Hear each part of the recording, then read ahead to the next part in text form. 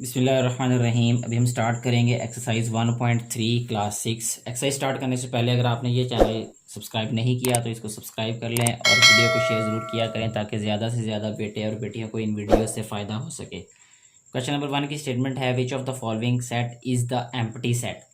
सबसे पहले बेटे आप लोगों को पता होना चाहिए कि एम्प्टी सेट क्या होता है। A set having no element is called an empty set, यानी एक ऐसा सेट जिसमें कोई भी एलिमेंट ना हो यानी खाली सेट हो, उसको क्या कहते हैं? Empty set. एम्प्टी का मतलब भी उर्दू में खाली ही होता है। तो इसमें जो फर्स्ट पार्ट है क्वेश्चन नंबर 1 का, वो कहा है the set of whole numbers less than zero. ज़ीरो से छोटे जो होल नंबर्स हैं उनका सेट जो है क्या एम्प्टी होगा या नहीं होगा। तो सबसे पहले यहाँ पे मैं राइट करूँगा होल नंबर का सेट, वो होता है 0, 1, 2, 3 and up to so on. अगर हम यहाँ पे देखें तो 1 से स्मॉलर, ठीक है, यानी लेस देन 1 का मतलब कि 1 से जो छोटा हो, तो ये 0 है, इट मीन्स कि एम्प्टी नहीं होगा। तो जो पहला इसमें ऑप्शन है यानी पहली जो स्टेटमेंट है कि the set of whole numbers less than 1, ये एम्प्टी नहीं है, तो हम इसको लिखेंगे not empty.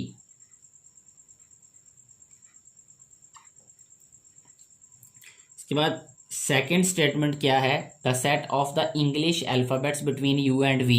You and V के दरमियान में कोई भी अल्फ़ाबेट नहीं होता, सो ये क्या होगा? Empty set.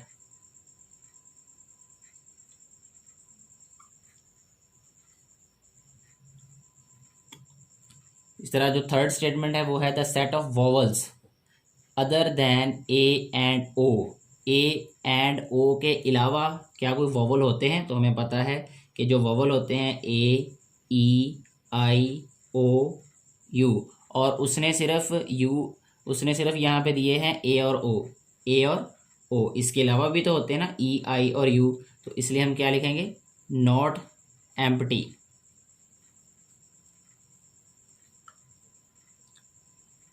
फोर्थ पार्ट जो है वो है the set of natural numbers less than 1।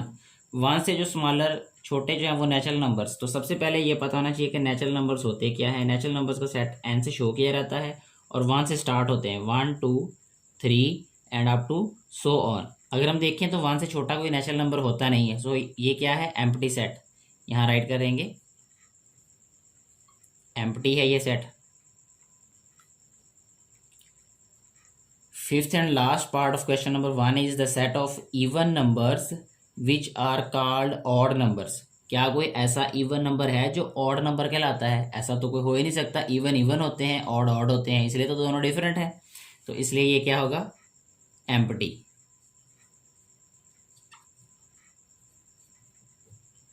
Next हम सॉल्व करेंगे क्वेश्चन नंबर 2, जिसकी स्टेटमेंट है separate the finite and infinite set from the following. Infinite और फिनिट सेट के बारे में सबसे पहले पता होना चाहिए। जो फिनिट सेट होता है इसको फाइनाइट भी बोलते हैं कुछ लोग, हर किसी का अपना अपना वे है बोलने का, लेकिन मैं इसको फिनिट ही बोलूँगा। अच्छा, फिनिट जो है इसका मतलब ये है कि जिसमें नंबर ऑफ एलिमेंट्स जो हैं वो स्पेसिफिक हों, यानी वो लिमिटेड हों, जिसका हमें लास्ट एलिमेंट पता हो। हम ये कहें कि जिसका एंड पॉइंट हमें पता हो। जैसे अगर फ़र्ज़ करें कि हमारे पास ए एक सेट हो और उसके एलिमेंट्स हों 1, 2, 3 और यहाँ पे ब्रैकेट जो है ये क्लोज़ कर दें हम, तो ये होगा एक फिनिट सेट। और अगर इसी को हम राइट करें A is equal to 1, 2, 3 comma फिर अप टू सो ऑन, इस तरीके से ये जो डॉट्स है ना ये हमें बता रहे हैं कि हमें नहीं पता कि ये सेट जो है वो एंड पॉइंट इसका क्या है, ये ख़त्म कहाँ होगा। सो इसलिए इसको कहते हैं इनफिनिट। ठीक है, ये फिनिट और ये इनफिनिट। अच्छा, अब इसमें जो ए पार्ट है बुक पे वो है लेटर्स ऑफ द वर्ड हल्ला गुल्ला। हल्ला गुल्ला एक वर्ड है, उसमें लेटर्स हैं कुछ, डेफिनेटली वो क्या होंगे?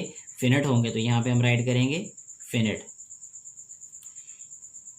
इसके बाद जो है वो बी जो है इसमें सेट वो दिया हुआ है the set of natural numbers. अब नेचुरल नंबर्स जो हैं ये ऑलरेडी यहाँ पे देखें, ये नेचुरल नंबर्स यहाँ पे राइट किए हैं। अब हमें नहीं पता नेचुरल नंबर्स ख़त्म कहाँ होते हैं, तो इसलिए ये क्या है? इनफिनिट है ये।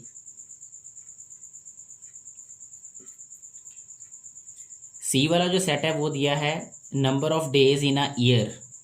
एक साल में दिन कितने होंगे? तो हमें पता है कि 365 डेज होते हैं, तो इसको क्या लिखेंगे हम? फिनिट है। नेक्स्ट जो डी पार्ट है वो है इस्लामिक मंथ्स। इस्लामिक मंथ्स 12 होते हैं, तो ये भी फिनिट है। ये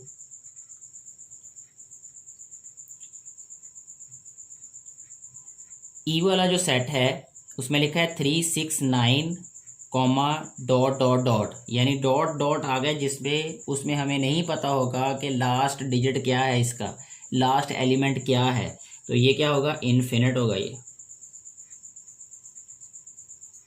अगर किसी भी सेट में लास्ट पे ये डॉट्स हों तो हमें नहीं पता होता कि वो सेट कहाँ पे ख़त्म हो रहा है। हाँ, ऐसा हो सकता है कि किसी सेट को ऐसे लिखा हो A is equal to 1 2 3 dot dot dot 99, तो इसको हम फिर ये इन्फिनिट नहीं कह सकते। ये डॉट्स बता रहे हैं कि इसी सीक्वेंस के साथ आगे नंबर्स जा रहे हैं, ठीक है। सिर्फ उसी सूरत में इन्फिनिट होगा जब एंड तक, लास्ट तक ये डॉट्स जाते होंगे और एंड पे कोई डिजिट नहीं लिखा होगा। अच्छा, इसके बाद जो इसका एफ पार्ट है, एफ है जो वो उसमें लिखा है CFIMORU, मतलब एलिमेंट्स ही राइट किए हुए हैं यहाँ पे, तो ये भी फिनिट है ये, क्योंकि इसमें भी महदूद यहाँ पे एलिमेंट्स हैं। इसके बाद जी वाला है लास्ट वाला पार्ट इसका, उसमें 1/2 2/4 3/6 कॉमा फिर डॉट डॉट डॉट डॉट लिखे हुए हैं। हमें नहीं पता कि लास्ट वाला एलिमेंट इसका क्या है, तो ये क्या होगा, इनफिनिट होगा ये। इस तरह ये क्वेश्चन सॉल्व हो जाता है। नेक्स्ट हम सॉल्व करेंगे क्वेश्चन नंबर 3, जिसकी स्टेटमेंट है find the sets are equivalent और नॉन इक्विवेलेंट, यानी जो सेट्स दिए गए हैं क्या वो इक्विवेलेंट हैं या नहीं है, यानी जो पेयर ऑफ सेट्स हैं उनके बारे में हमने बताना है। तो इससे पहले जो है वो मैं आपको बता देता हूँ कि इक्विवेलेंट सेट्स क्या होते हैं और नॉन इक्विवेलेंट क्या होते हैं। फ़र्ज़ करें कि हमारे पास एक सेट है ए, उसके एलिमेंट्स हैं ABC, ठीक है, और एक बी सेट है हमारे पास, उसके एलिमेंट्स हैं 1 2 3। तो हमने सबसे पहले ये देख लेना है कि नंबर ऑफ़ एलिमेंट्स जो हैं अगर तो सेम हुए दोनों सेट्स में, ठीक है, तो दोनों सेट्स क्या होंगे, इक्विवेलेंट होंगे। इसमें नंबर ऑफ़ एलिमेंट्स कितने हैं 3, इसमें नंबर ऑफ़ एलिमेंट्स कितने हैं 3। नंबर्स कोई भी हो सकते हैं, यानी एलिमेंट्स जो हैं जो दिए हैं वो कुछ भी हो सकते हैं, वो ABC हो सकते हैं, 1 2 3 हो सकते हैं, वो फ्रैक्शन में हो सकते हैं, वो डेसिमल में हो सकते हैं। सिर्फ हमने देखना है वो एलिमेंट्स कितने हैं। If the number of elements are same in both the given sets then दो sets will be equivalent sets. अच्छा, अब देखें यहाँ पे इसमें 1 to 1 कोरेस्पोंडेंस होनी चाहिए। 1 to 1 कोरेस्पोंडेंस ऑटोमेटिकली हो जाएगी, जो बात मैंने आपको बताई है कि अगर नंबर ऑफ एलिमेंट सेम हुए तो 1 to 1 कोरेस्पोंडेंस तो हो ही जाएगी। 1 to 1 कोरेस्पोंडेंस का मतलब ये है कि हर एक एलिमेंट के सामने एक एलिमेंट हो। जैसे ये देखें, ये हर एक एलिमेंट के सामने एक एलिमेंट है, यानी जो फेस कर रहा हो उसको, एक्स्ट्रा कोई एलिमेंट ना हो, तो इसको कहते हैं इक्विवेलेंट सेट्स। अच्छा, अगर इसी की मिसाल हम ले लें, ए इस तरह लिख लें ABC और B हम सेट को लिखें 1 2 3 एंड 4। अब इसमें नंबर ऑफ़ एलिमेंट्स कितने हैं 3, इसमें नंबर ऑफ़ एलिमेंट्स कितने हैं 4, तो हम इसी से अंदाज़ा लगा सकते हैं कि these two sets are non equivalent sets, क्योंकि इसमें जो 1 to 1 कोरेस्पोंडेंस है वो एस्टेब्लिश नहीं हो सकती। ये इसके सामने, ये इसके सामने, ये इसके सामने और 4 के सामने तो कोई एलिमेंट ही नहीं है। So these two sets will B non equivalent sets. अभी हम क्वेश्चंस के आंसर देते हैं, जिसमें सबसे फर्स्ट वाला जो क्वेश्चन है उसमें लिखा हुआ है कि ए जो है वो है 1 2 और बी जो है वो लिखा हुआ है 137। तो देखें इसमें 2 एलिमेंट्स, इसमें 3 एलिमेंट्स, 1 to 1 कोरेस्पोंडेंस नहीं हो सकती, तो हम इसको लिखेंगे नॉन इक्विवेलेंट। ये क्या होगा, नॉन इक्विवेलेंट। ये नॉन इक्विवेलेंट सेट्स हैं ये। सेकंड वाला जो पार्ट है वो है ए दिया हुआ है यहाँ पे हमें AB और B दिया हुआ है हमें XY। Number of elements in B 2, number of elements in A 2, तो दोनों में 2 एलिमेंट्स हैं, इसलिए ये क्या होंगे, इक्विवेलेंट होंगे।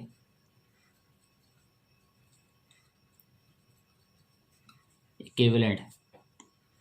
इसका जो थर्ड पार्ट है उसमें दिया हुआ है ए में एलिमेंट्स कितने हैं। अब मैं जस्ट शॉर्ट लिख देता हूँ शॉर्टली। ए में एलिमेंट्स हैं 4, और बी में एलिमेंट्स कितने हैं यहाँ पे 5।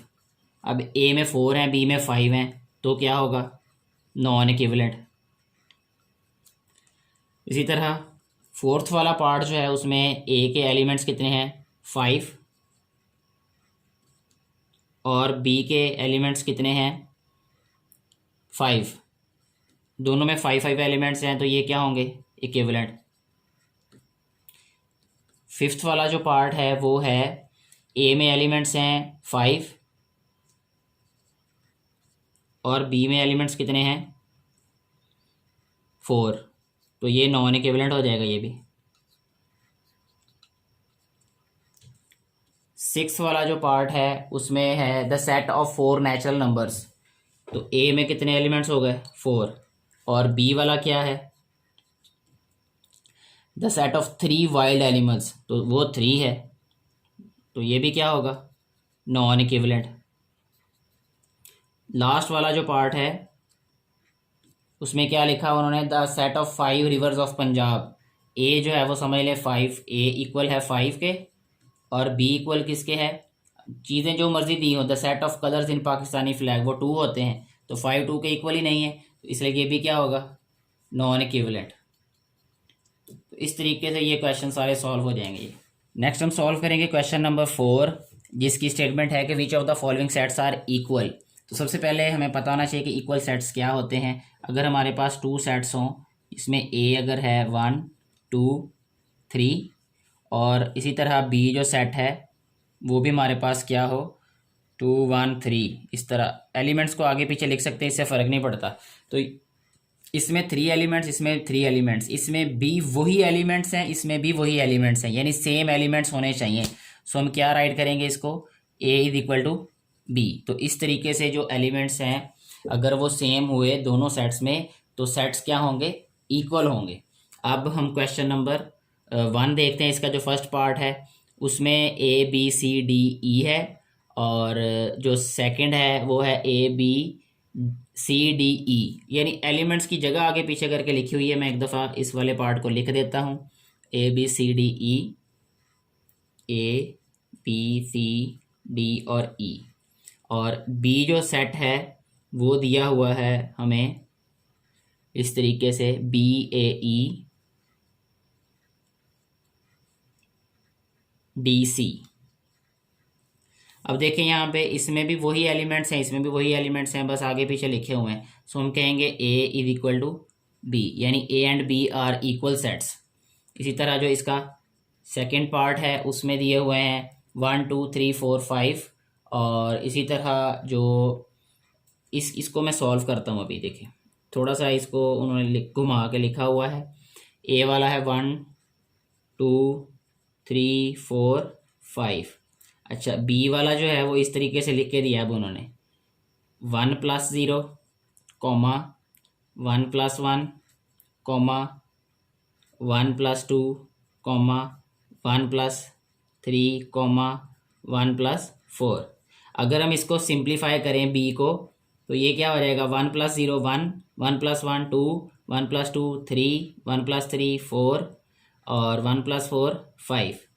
अब देखें ये वही एलिमेंट्स हैं जो ए में हैं वही बी में हैं, तो इसलिए ए इक्वल किसके होगा बी के। तो ये दोनों क्या हैं इक्वल सेट्स हैं ये। इसी तरीके से इसका थर्ड और फोर्थ पार्ट है वो आप खुद सॉल्व कर लें, मुझे उम्मीद है आसानी से आप लोग सॉल्व कर लेंगे। बस ये देखना है कि दोनों सेट्स में अगर तो सेम एलिमेंट्स हुए तो वो इक्वल होंगे, अदरवाइज वो इक्वल नहीं होंगे। लास्ट क्वेश्चन सॉल्व करेंगे इस एक्सरसाइज का, जिसकी स्टेटमेंट कुछ इस तरह से है कि if A is equal to A B C, B is equal to B C D, C is equal to C D E and D is equal to A B C D, then which of the following statements are true. हमने ये बताना है कि कौन सी statement जो है वो true है और कौन सी फॉल्स है इसमें। तो सबसे पहले तो हमें ये बताना चाहिए कि ये साइन कौन सा है। ये वाला जो साइन है ये प्रॉपर सबसेट का है, प्रॉपर सबसेट, क्योंकि सभी में सेम साइन है इसलिए एक ही दफ़ा इसको हम एक्सप्लेन कर लेते हैं ताकि पता हो, फिर हम बता सकते हैं कि क्या ये प्रॉपर सबसेट्स हैं या नहीं हैं। प्रॉपर सबसेट का मतलब ये है कि अगर हमारे पास 2 सेट्स हों इस तरीके से कि ए में एलिमेंट्स हैं ए बी सी और बी जो है उसमें एलिमेंट्स हों ए बी सी डी और ई, इस तरह लिख लेते हैं हम, ठीक है। अगर ए के सारे एलिमेंट्स बी में हों, ठीक है, लेकिन बी के कुछ एलिमेंट्स जो हैं वो ए में ना हो, देन ए बी का क्या होगा, प्रॉपर सबसेट। समझ आ गई बात की है। अच्छा, अब इधर चलते हैं जी क्वेश्चंस की तरफ। अब A is proper subset of B. देखें ए के सारे एलिमेंट्स बी में हैं, देखें ए में है ए बी सी और बी में क्या है, बी सी डी, तो नहीं है, तो ये फॉल्स है, ये इसको हम फॉल्स स्टेटमेंट कहेंगे। B is proper subset of D. B के सारे एलिमेंट्स डी में हैं, बी के क्या है, बी सी डी, इसमें क्या है, बी सी डी, और एक एलिमेंट नहीं है इसमें, ठीक है, तो ये ट्रू है ये।